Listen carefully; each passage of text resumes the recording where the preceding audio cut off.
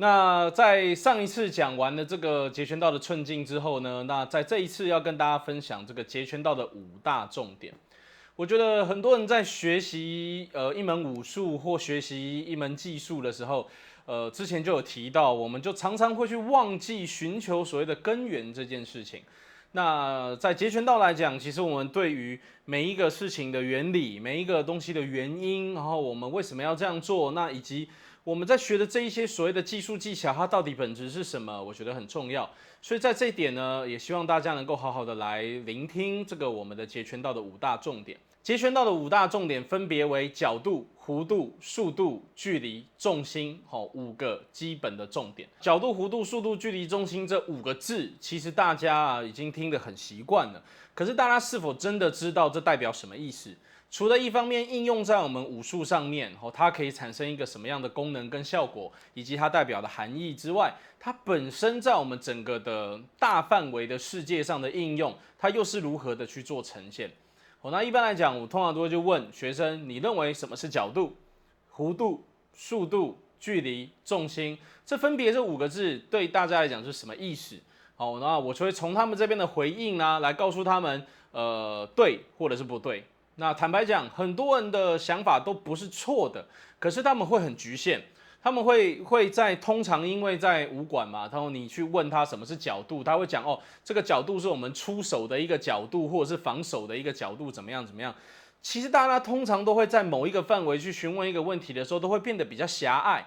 当我今天在武术的立场去问你，自然而然就用武术的角度来回答。当我如果今天在建筑的角度去问你，你就会用建筑的角度去回答。其实它涵盖在我们生活当中的每一个角落，你可以称之为我们整个宇宙至少在我们这个3维空间之下，这是我们能够理解，完全没办法脱离我们认知范围的5个很大的重点。什么是角度呢？在这边我很简单的让大家去了解一下我们跟学生的说明。角度呢，其实就是一条线，它产生一个所谓的转折。它如果以行进路线来讲，它的动能必须转为0的一个状态，称之为角度。就像我们今天在画一条线，我们今天或者是在转一个弯，如果今天它不是一个弧度的话，它就必然是一个角度，也就是代表我的路线在往前走，我今天要改变它的行进方向的时候，它必须要停止之后转变方向再移动。原则上这就是所谓的一个角度，也就简单的讲，这一条路线上面它有产生转折。好，那你可以说它是路线，你可以说它是线条，你可以说它是形状，你也可以说它是一个思维，我们就称之为这个是角度，也就代表你必须要让你的动能先归零之后，才能改变方向，再去进行移动的一个状态，这个就称之为一个角度上的使用。那什么是弧度呢？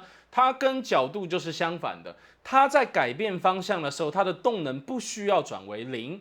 也就是像我们的圆一样，或者是我们在开车转弯的时候一样，你在转弯的时候，它产生的这个弧度它的速度不需要像角度一样先停止，再改变，再前进。它可以直接顺过去的，我们就称之为弧度。好，那我们刚刚讲完的这个角度、弧度之外，现在我们来聊速度。其实速度呢，就是一种动能。那我会问学生，你们认为时速100是不是速度？他们通常会认为是。那我会再问他，那你认为你如果是静止的，你的速度为0，是不是一个速度？那我在这边可以告诉大家，是的。其实速度呢，它其实是一个单位。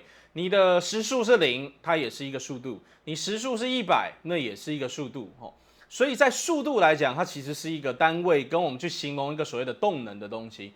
所以这个东西呢，它就代表我们所有事情的一个动态，不管今天你是快速还是慢速，又或者是你今天是手的速度、脚的速度、移动的速度、防守的速度，这都是一个速度。哪怕是你思维跟你判断环境的速度，这都是一个速度。那什么是距离呢？简单的讲 ，A 点跟 B 点它之间的这个间距我们就称之为是距离。我们也会习惯用密度去形容它，也就是大密度的时候它的这个距离是比较紧的；小密度的时候，它的距离就是比较远的。那我们通常人跟人之间在进行对战的时候，我们的密度其实是很大的，因为我们的对战距离其实很近，尤其到中距离跟近距离跟所谓的贴身搏斗，这种都是属于超密度的一个范围。所以这个呢，就是我们在形容距离，让学生比较容易能够去理解的方式。当你今天能够去了解角度、弧度、速度、距离这几样东西的时候啊，你自然而然的你会知道它的一个模式是什么样产生的。重心啊，这个也是我常常来问学生的一个点哦。通常我会做几个站姿，然后告诉他们，你们认为这个动作的重心在哪里？那很多人比如说假设像我们正常如果两腿张开的站立，它的重心是在哪里？那就是在两脚中间。那我就问他们，你们认为这个重心是如何产生，以及如何去判断的？其实重心这个东西的产生，如果每一个人以这个大字形的方式站立来讲，它的重心就是落在两腿中间。那这两腿中间又是怎么出现的？我们重心到底是怎么去抓的呢？其实就是以我们身体的一个核心点为主。那很多以前的中国武术啊什么，我们都会讲丹田聚气啊。其实我们身上啊的重心主要来源，确实就是一个所谓的比较偏丹田的位置，也就是差不多是我们的肚脐下面一点。那你不能往肚脐往上，那就不是我们的身体的一个重心位置。那通常来讲，我们怎么去判断一个重心对不对？那今天你是一个大字形，你当然蛮容易判断的。你今天是重心放在一只脚上，你很容易判断。那如果今天你的物体是一个三角形，它今天是一个多边形，又或者是今天是一个球形，那它的重心在哪里？在我们在地球上有引力的地方来讲，我们其实在控制自己的身体重心，我们当然都是往下的。所以其实一个很大的重点是，我们要去抓一个物体的重心点，其实你大概就可以去抓它今天所有力量的一个交汇点，然后那个交汇点垂直向下的位置就是它的重心所在处。今天如果你能够去控制一个人的重心，你几乎就把他克得死死的。原因是什么？因为当一个人的重心被控制的时候，他可能随意的被翻倒，他没有办法很正常的进攻，他甚至没有办法防守，他甚至有时候连移动都没有办法移动。那在我们很多的这个合气道、很多的柔道或者是柔术里面，其实都有这个去破坏对方重心的这些技巧。这个就是一个很重要的点，所以重心为什么会是5大重点？因为我们今天几乎所有的东西，它都含有一个所谓的重心质量。你能够去控制一个对手的重心点，你就能够很自然而然去控制住你的对手。角度、弧度、速度、距离、重心，这5大截拳道的基本，几乎涵盖了我们所有能够接触到的人事万物，至少在这个3维空间里面，你能够掌握到这5个重点，它真实的一个样子，你真的先去认识它到底是什么，你才能够今天去从人体的身上，或者是我们周边的环境当中去判断，这个是角度，这个是弧度，这个是速度，这个是距离，这个是重心。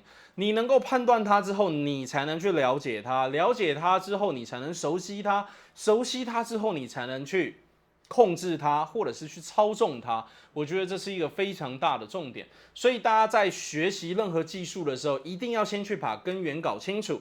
当你了解了这些东西之后，在学习的过程当中，我去告诉你这个动作是什么。比如说这个动作，你的脚你必须要放在它的重心位置。你在做步伐的时候，你必须要落在所谓的落点位置。你今天在跟他做这个甩拍按扶的时候，你在跟人家架手、翘手的时候，你必须要把你的重量压到他的重心线上。讲这一些东西的时候，你才会知道我们在说什么，而不是当我跟你讲完这个动作之后，你就会发现什么是重心线。它的重心在哪里？然后我要怎么去控制它？那控制它又能干嘛？你会在学习的过程当中充满更多的疑问，这个只会去影响你学习的步调、跟学习的速度还有节奏。所以各位，所有的东西你都不能跳脱所谓的基本，你一定要从基本开始的了解，你才能够事半功倍。这个是一个很重要的，在这边可以跟大家分享的重点。